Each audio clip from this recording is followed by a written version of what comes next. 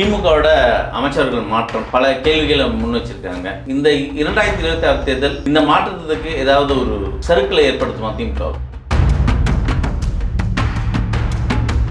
இப்போ இதனால் வரக்கூடிய 26 தேர்தலில் திமுகவுக்கு ஒரு பாதிப்பு ஏற்படுத்துமா, தாக்கத்தை ஏற்படுத்துமா அப்படின்னா, அப்போ பாஜக மாதிரியான ஒரு மதவாத கும்பல் தமிழ்நாட்டுக்குள்ள கால் வைத்து விட்டால் நம்மளுடைய நிம்மதி போயிடும், நம்மளுடைய கூடிய ஒற்றுமை போயிடும். அது மட்டும் கிடையாது, இங்க பாஜகங்கிற ஒரு கட்சி தமிழ்நாட்டுக்கு தமிழ் மொழிக்கு ஒரு எதிரான ஒரு கட்சியாது. அதோட நீங்க கூட்டணி வச்சுட்டு வர்றீங்க அப்படின்னா, அப்ப நீங்க அதுக்கு இடம் கொடுத்துட்டீங்கிற ஒரு கோபம் அதிமுக மேல பொதுவாகவே தமிழ்நாடு முழுவதும் இருக்கு. அப்படிங்கும்போது யாருக்கு கவுண்ட் ஸ்டார்ட் ஆயிருக்கு? இபிஎஸ்க்கும் சரி, ஓபிஎஸ்க்கும் சரி, டிடிவிக்கும் சரி, சசிகலாவுக்கும் சரி, எல்லாத்துக்கும் ஓனர் பாஜக தான். அங்க இருக்கிற ஆட்டி வைக்கிறாங்க, இவங்க எல்லாம் ஆடுறாங்க.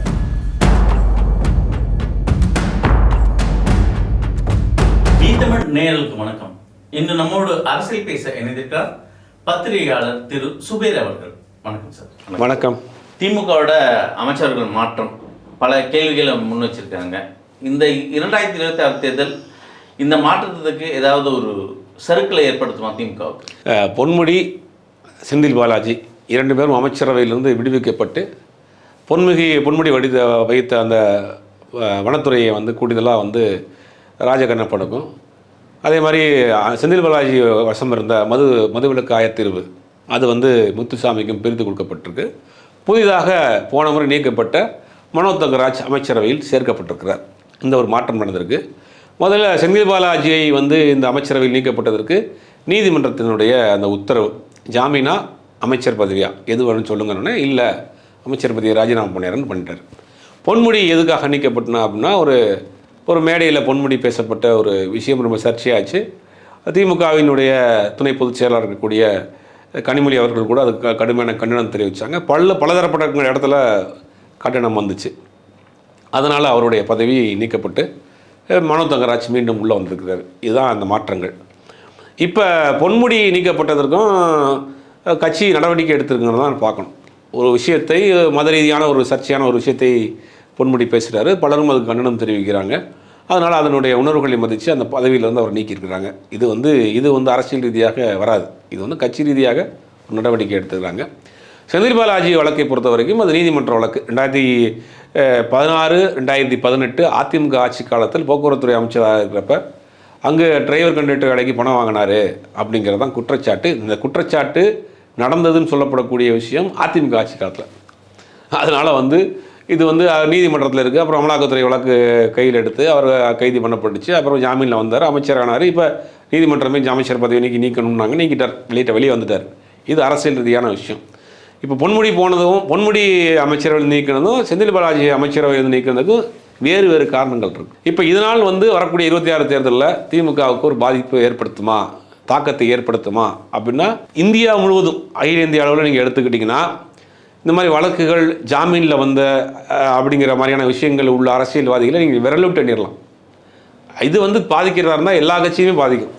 உதாரணத்துக்கு 2014 நம்மையார் ஜெயலலிதா இருக்கிறப்ப என்ன பண்ணாங்கன்னா, அந்த மேலே வழக்கு பதிவு பண்ணி முதலமைச்சராக இருக்கிறப்பயே தண்டனை கிடச்சி சிறை தண்டனை அனுபவிக்க வேண்டிய சூழ்நிலை வந்துச்சு. அப்போ சென்னை பெருவெள்ளம், அந்த மீது உள்ள வழக்கு எல்லாம் இருந்துச்சு. ஆனால் 2016 அவங்க மிகப்பெரிய அளவில் ஜெயிக்கிறாங்க. அப்போ இந்த ஊழல் வழக்கு அமைச்சர்கள் மீது, அரசியல்வாதிகள் மீது வர்றதுங்கிறது அது ஒரு பெரிய தாக்கத்தை ஏற்படுத்தாது. இப்போ உள்ள சூழ்நிலைக்கு ஒரு காலத்தில் இருந்துச்சு ஒரு பெரிய தாக்கம், இப்போ அது பெரிய தாக்கத்தை ஏற்படுத்தாது. ஏன்னா அந்த வழக்குகள் அரசியல் நோக்கத்தோடு தான் போடப்படுறதுங்கிறது எல்லாருக்குமே வெட்ட வெளிச்சமாக தெரியுது. 2017-18 போடப்பட்ட வழக்கு 2021 தான் தூசி தட்டி, முதலமைச்சர் அமைச்சரான பிறகு தான் தூசி தட்டப்பட்டு அதை எடுக்கப்பட்டு அதற்கு மீது அவருக்கு வழக்கு பதிவு பண்ணப்பட்டு 23 வேக வேகமாக அமலாக்கத்துறை அவர் சம்மந்தப்பட்ட இடங்கள் ரைடு பண்ணி அதுக்கப்புறம் கைது பண்ணாங்கன்னு வச்சுங்களேன். இப்போ இத்தனை இடைவெளிக்கு பிறகு ஒரு வழக்கு துரிதப்படுத்துறது, வழக்கு தாமதப்படுத்துறது, தீர்ப்பு வர்றது எல்லாமே இன்றைக்கி ஏதாவது ஒரு அரசியல் காரணங்கிறது எல்லாத்துக்கும் தெரிஞ்சு போச்சு. அப்போ இது அரசியல் ரீதியாக திமுகவுக்கு ஒரு பெரிய பின்னடைவை ஏற்படுத்துமானா ஏற்படுத்தாது. ஏன்னா இபிஎஸ் அவர்கள் திமுகவுக்கு கவுண்ட் டவுன் ஸ்டார்ட் ஆச்சு அப்படின்ற ஒரு வார்த்தையை விமர்சனம் முன் வச்சிருக்காரு. எதிர்கட்சிகள் அப்படி தான் பேசுவாங்க, மாறி பேசுவாங்க. இப்போ அதிமுக பாஜக கூட்டணி வச்ச பிறகு அதிமுகவின் அழிவு காலம் தொடங்கிடுச்சு, திமுக காரங்க பேசுகிறாங்க. இந்த வழக்கில் போனவொடனே திமுகவுடைய கவுண்ட் டவுன் ஸ்டார்ட் ஆகிடுச்சுன்னு அவங்க பேசுகிறாங்க. மக்கள் ஓட்டு போடுறவங்க எதோ நோக்கி ஓட்டு போடுவாங்க. தமிழ்நாட்டில் இன்றைக்கி முக்கியமான பிரச்சனை மதவாத பிரச்சனை தமிழ்நாட்டுக்குள்ளே வந்துடக்கூடாது, இன்றைக்கி எல்லா சமூக மக்களும் ஒன்றாக இணைந்து வாழ்ந்துட்டு இருக்காங்க. ஒரு சில இடங்களில் சின்ன சின்ன பிரச்சனைகள் இருந்தாலும் கூட பெரும்பாலான மக்கள் இன்றைக்கி தமிழ்நாட்டை வட மாநிலங்களை கம்பேர் பண்ணுறப்போ தமிழ்நாட்டை பொறுத்தளவுக்கு ஒற்றுமையாக தான் வாழ்ந்துட்டு இருக்காங்க. அப்போ பாஜக மாதிரியான ஒரு மதவாத கும்பல் தமிழ்நாட்டுக்குள்ளே கால் வைத்து விட்டால் நம்மளுடைய நிம்மதி போயிடும், நம்மள்ட்ட இருக்கக்கூடிய ஒற்றுமை போயிடும். அது மட்டும் கிடையாது, இங்கே வந்து பாஜகங்கிற ஒரு கட்சி வந்து தமிழ்நாட்டுக்கு தமிழ் மொழிக்கு ஒரு எதிரான ஒரு கட்சியாக இருக்குது, நம்ம கல்விக்கு எதிரான ஒரு கட்சியாக இருக்குது, நம்ம மொழிக்கு எதிரான ஒரு கட்சியாக இருக்குது. அதோடு நீங்கள் கூட்டணி வச்சுட்டு வர்றீங்க அப்படின்னா உங்களை துணைக்கு கூப்பிட்டு தான் அவங்க வர்றாங்க. இப்போ உள்ளே உங்களுடைய முகமுடியை போட்டுட்டு தான் அவங்க உள்ளே வர்றாங்க.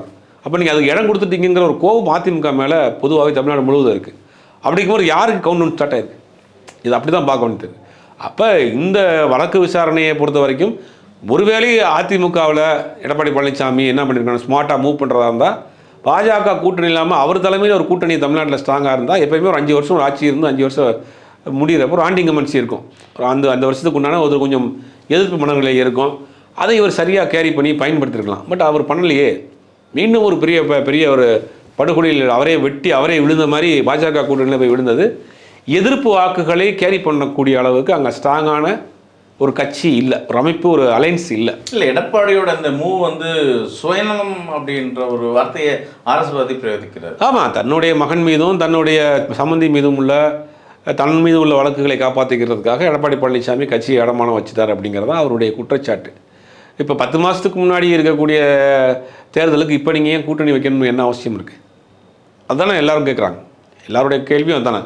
அதிமுக தொண்டர்களுக்கே தெரியலையே ஏன் இந்த 10 மாதத்துக்கு முன்னாடி இருக்கக்கூடிய தேர்தலுக்கு இப்போ ஏன் கூட்டணி வச்சார் அப்படிங்கிறது அதிமுக தொண்டர்களுக்கே பெரிய ஆச்சரியமாக தானே இருக்குது. அப்போ உங்களுடைய சுயநலத்துக்காகத்தான் கட்சியை அடமானம் வச்சுட்டீங்க, கட்சியை முழுவதுமாக கை கழுவிட்டீங்கிறது தான் அவங்களுடைய கோபம், ஆதங்கம். அது அவங்க சொல்கிறாங்க. இல்லை இந்த ஊழல் வழக்கில் மாட்டிட்டாங்க, ஊழல் வழக்கில் ஒரு அமைச்சர் தூக்கிட்டாங்க அப்படி, அதனால் இனிமேல் திமுக கவுண்ட் டவுன் ஸ்டார்ட் ஆயிடுச்சுன்னு இவர்கள் தரப்பில் சொல்கிறாங்க. ஆனால் வந்து தமிழ்நாட்டை பொறுத்த வரைக்கும் அரசியலை ரொம்ப பக்குவமாக பார்க்கக்கூடிய ஒரு மாநிலம். அந்த அரசியல் தெளிவு இருக்கும்.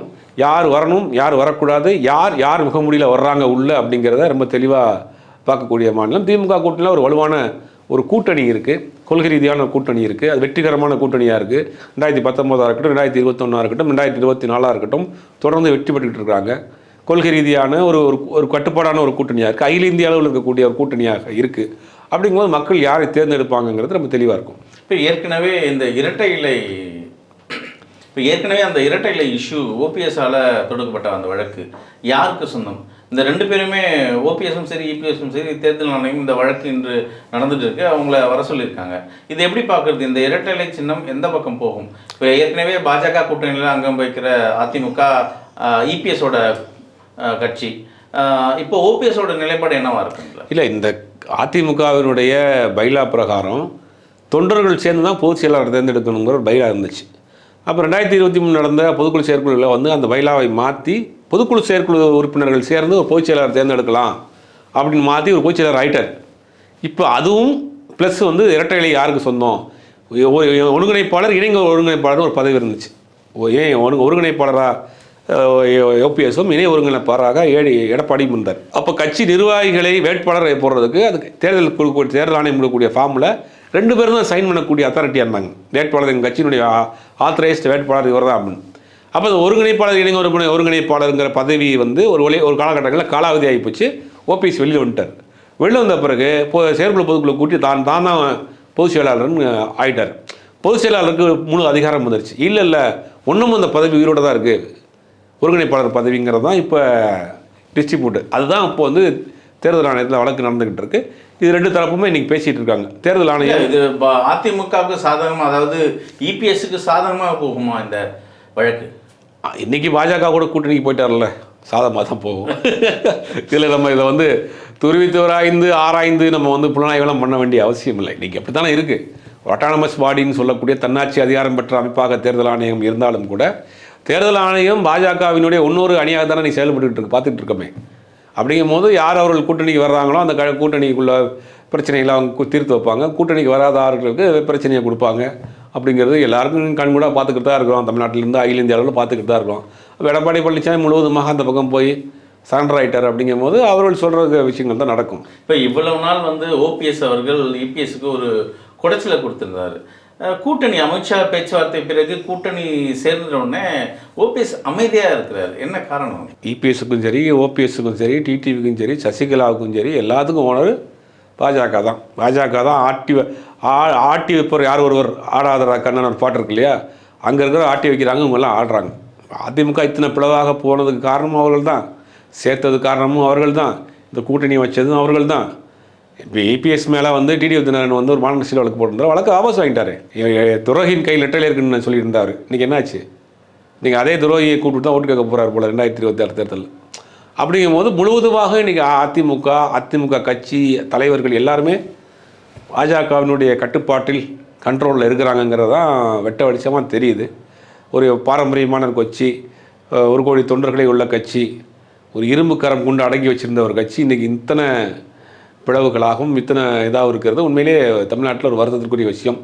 திமுக மாறி மாறி தமிழ்நாட்டில் அரசியல் பண்ணுறப்ப எந்த கட்சி பார்க்கலாம் இல்லையா? அதிமுக தொண்டர்கள் நினைத்தது, அதாவது ஒன்று இணைந்த அதிமுகவா இன்றைய சூழலில் மாறி இருக்குன்னு நம்ம எடுத்துக்கலாமா? ஒன்றிணைந்த அதிமுகவா நீங்களாம் இணைஞ்சிருந்தா பரவாயில்லையே, உங்களை யார் கையில் வச்சிருக்கிறார்? இப்போ உங்கள் ஓனர் யார்? இப்போ அதான சிக்கல். இப்போ நீங்கள் எல்லாம் ஒன்று சேர்ந்து அண்ணன் தம்பியெல்லாம் ஒன்று சேர்ந்துட்டீங்கன்னா பிரச்சனை இல்லை. பங்காளியெல்லாம் உங்களெல்லாம் வந்து ஒருத்தர் விலைக்கீழே வாங்கின மாதிரி அதிமுகவை யார் வச்சிருக்கா? அப்படி வச்சிருக்கிறதா சொப்பன சுந்தர காரை யார் வச்சிருக்காங்கிற மாதிரி ஆகி போச்சுருப்பேன்.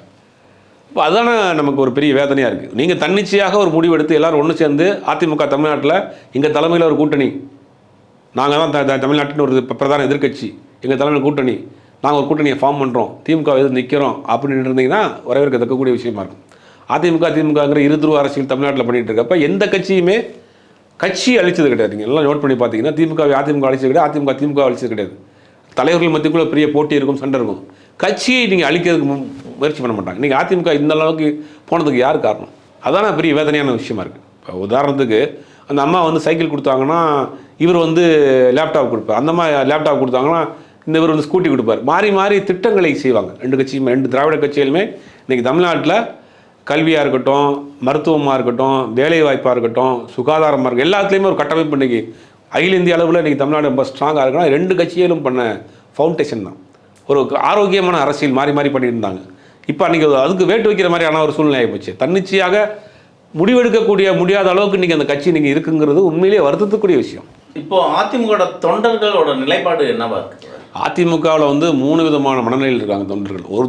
ஒரு கேட்டகரி ஆஃப் தொண்டர்கள் என்ன நினைக்கிறாங்கன்னா, அதிமுகவை பொறுத்த வரைக்கும் திமுக எதிர்ப்பு தான் அவர்களுக்கு பிரதானம். திமுக ஆட்சி இருக்கக்கூடாது, திமுக காலி பண்ணணும், அதுக்கு நாங்கள் எந்த கூட்டணி வச்சாலும் பரவாயில்லைங்கிற ஒரு கூட்டம் இருக்குது, ஒரு மனநிலையில் உள்ள ஒரு கூட்டம். இன்னொரு கூட்டம் என்ன பண்ணுறாங்க அப்படின்னா, பாஜகவை நம்ம எதிர்த்து பேசியிருக்கிறோம், பாஜக எதிர்த்து தமிழ்நாட்டில் அரசியல் பண்ண முடியும், பாஜக கூட்டணியோட மக்களை போய் சந்திக்கிறதுங்கிற மிகப்பெரிய அதிருப்தியில் ஒரு கூட்டம் இருக்கிறாங்க. இன்னொரு கூட்டம் வந்து இன்னும் பாஜகவோட கூட்டணி வச்சுட்டோம், நம்ம தொடர்ந்து ட்ராவல் பண்ண முடியாது, நம்ம இன்னொரு கட்சியில் அதிமுகவில் நம்ம வந்து ஜெயலலிதா பார்த்து வளர்ந்த கட்சி, நம்ம திமுகவெல்லாம் போய் நம்ம ட்ராவல் பண்ண முடியாதுன்னு அரசியல் வேணான்னு ஒதுங்கி போகிற கூட்டமும் ஒரு கூட்டம் இருக்குது. அதிமுகவோட உண்மையான மனநிலை இன்றைக்கி அப்படி தான் இருக்குது. இப்போ அது ஒரு குறிப்பிட்ட ஆட்கள் வந்து அந்த கூட்டணியை ஏற்றுக்கிறாங்க, ஒரு குறிப்பிட்ட ஆட்கள் மிகப்பெரிய அதிருப்தியோடு இருக்கிறாங்க. இப்போ பாஜகவோட நிலைப்பாட்டே வேறு மாதிரி இருக்குது, அவங்க கூட்டணி ஆட்சியே கேட்குறாங்க. இதை நம்ம எப்படி பார்க்குறது? இல்லை, கூட்டணி ஆட்சினா இது வெளியில் சொல்ல மாட்டாங்க. இப்போ தேர்தலே இப்போ தொகுதியை பங்கேற்றுக்கிட்டு தான் தேர்தல் நிற்பாங்க. ஜெயித்த பிறகு எங்கள் தலைமையில் தானே ஆட்சி அப்படிங்கிற ஒரு முயற்சி பண்ணுவாங்க. ஆனால் அதுக்கு ஒரு குறிப்பிட்ட ஒரு சீட்டு தேவை இல்லையா? அதிகமான சீட்டு வாங்குவாங்க. கண்டிப்பாக போன முறையை விட அதிகமான சீட்டுகளை அதிமுக கூட்டணியில் பாஜக வாங்கி நிற்கும். தமிழ்நாட்டில் எத்தனை சீட்டு வாங்கினாலும் அவங்க எப்படி ஜெயிக்க போகிறாங்கிறது அது வெட்ட வெளிச்சமாக எல்லாருக்கும் தெரியும். வேறு ஏதும் சில முயற்சிகளை பண்ணி தமிழ்நாட்டில் காலம் ஊன்றதுக்கு என்னென்ன வழி இருக்கோ அதெல்லாம் பண்ணுறதுக்கு முயற்சி பண்ணுவாங்க. அன்றைக்கி தான் தெரியும் அதிமுக எவ்வளோ பெரிய சிக்கலில் மாட்டியிருக்கோம் அப்படின்னு. வருகின்ற தேர்தல் தமிழ்நாட்டுக்கு சாதகமாக பாதகமாக திமுகவை எப்படி அதிமுக வீழ்த்த போகுது காலம் பேசணும். உங்கள் நேரத்தில் உங்களுக்கு நன்றி.